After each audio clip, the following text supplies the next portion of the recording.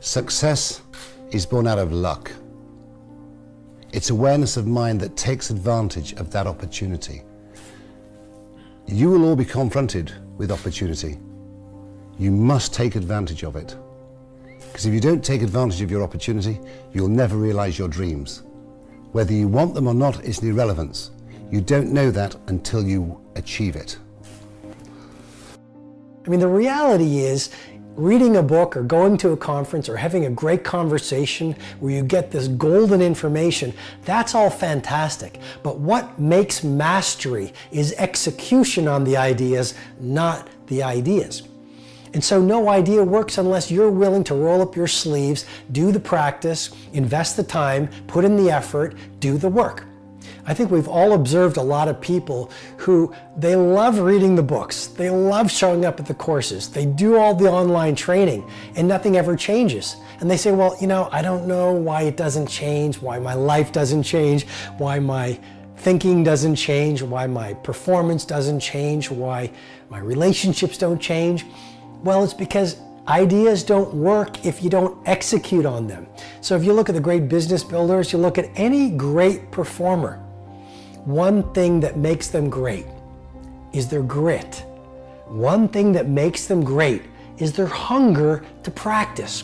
One thing that makes them great is they are willing to sacrifice. I mean, yes, they're passionate, but did you know the root of the word passion is suffering? You've got to be willing to suffer for your vision.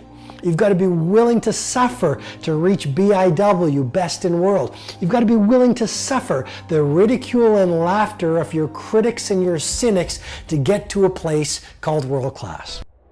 So look, you want to get your work ethic so high that people actually admire you. I'm going to ask you a question right now. Do people know you because of your unbelievable work ethic? If you can't answer yes to that, man, you're not going to get in that top 10%. You got to get at the top. People have to know you, not because, oh, he's a good salesman. Oh, he's a good this. Oh, he's an artist. Oh, he's a good pianist. Oh, he writes a great, story. No, dude, people need to know you for one major thing first.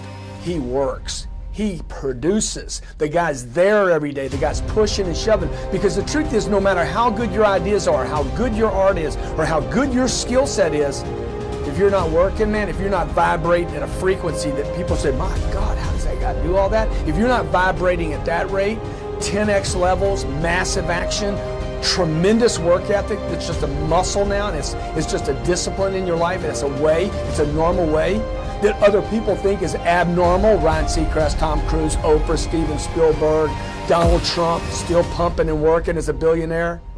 Look, if you're not working at that level, you're not going to make it. Get your work ethic in, man.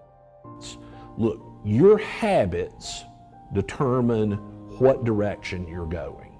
Your success in life, your results in life are in direct proportion to your habits. Not what you say you're gonna do, but what are you gonna do?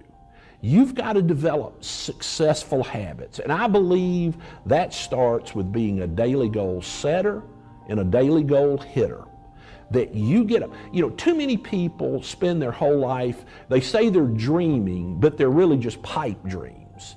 They're thinking about what they want to be doing in 20 years and what their plans are way out in the future. Let me tell you what, the future you need to be worried about is not the next 20 years, but the next 20 minutes. What are you going to be doing? What are you going to be doing to be effective? When you get up every day, know your priorities. Life will overwhelm you. Stuff will overwhelm you. With all the information we have now, whether it's your phone, where sometimes I think we have smartphones and stupid people, it is so easy to get consumed by a bunch of stuff that is not going to get you where you want to get to. Say every day, I will do today what others don't, so I will have tomorrow what others won't. Here's a brain tattoo for you to consider. An addiction to distraction will be the death of your creative production. Here's another brain tattoo for you to consider. We live in a world where focus is more valuable than even your intelligence. You want to be a great footballer. We understand you've got to put in the time. to practice. You want to be a great chef, we understand you've got to do the practice. You want to be a great entrepreneur, you've got to put in the hours of rigor and discipline building your business. And yet, we all know the 10,000 hour rule, we all know the 10-year rule pioneered by Anders Ericsson at University of Florida, the preeminent researcher in the field of exceptional performance, and that 10-year rule has now been popularized by a lot of authors. But what he found was this: if you look at any great performer, they had one thing in common. They spent the equivalent of 10 years or 10,000 hours practicing their skill before the first signs of genius showed up.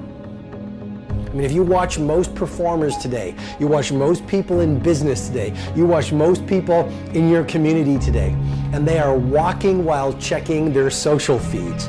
They are addicted to the entertainment of video games. They are spending the best hours of their days watching dancing cats on YouTube. I mean, it is incredible right now how consumed people are with their tiny white screens. And yet, if you look at the A players, if you look at many of the most creative and productive people on the planet, they are doing and working in such vastly different ways. Because if you want to achieve the results only 5% achieve, you've got to think and produce and behave like only 5% of the people on the planet.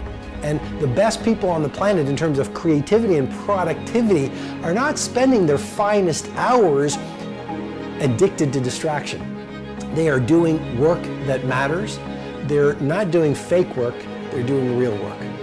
We will relentlessly pursue perfection. We won't catch it, but in our quest, we will catch excellence. And see, in life, I believe that's what separates the people that go do something great, is that they relentlessly pursue perfection.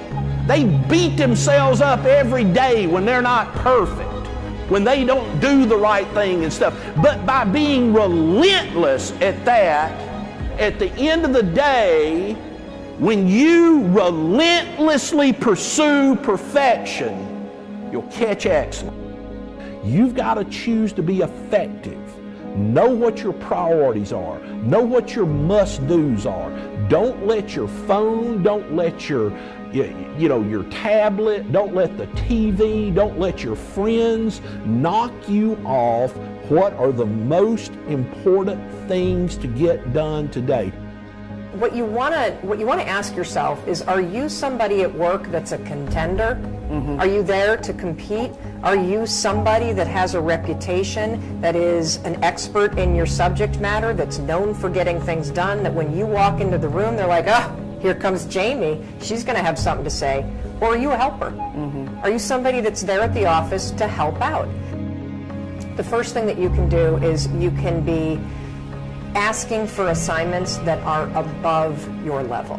So there's work that you do at your level, and then there's work that you do above your level. Mm-hmm. And the only way that you're going to be promoted to do work above your level is A, if you can demonstrate that you're capable of doing the work at your level, and B, if you are proactive in seeking out opportunities that expand your capability and give you a chance to work above the level that you're at. Nothing's going to happen unless you take that initial action. Right. Nothing's going to happen, nothing's going to change unless you put down that pen in the meeting and you sit up and you pay attention and you listen for your opportunity to speak. Nothing's going to happen unless you push yourself to go in and make the ask for that assignment that scares you to death. Right. And without that grit and without that it's not even fearlessness, it's just the impulse to act. Without doing that, you got nothing. And so what I want to leave you with is this. Maybe this year, rather than having 50 projects that you want to achieve at the highest level, maybe pick 3. This year, rather than having 1,000 Facebook friends, maybe go deep and develop 3 really great relationships.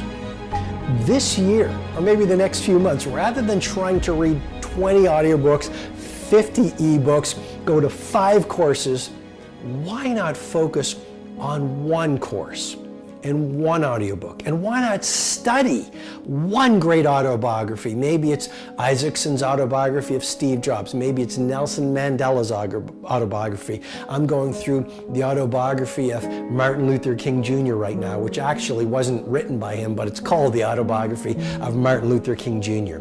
I am encouraging you to really adopt this thinking protocol of becoming a minimalist. Even your home, fill it with just a few things, right? Even your work life, just a few projects. Even your clients, just the highest leverage clients. And especially your days, focus on just those few priorities that when you roll up your sleeves and go deep in them and invest what I call the trinity of your assets, your focus, your energy, and your willpower on those few things, they will allow you to birth art into the world, which will allow the world to call you world class.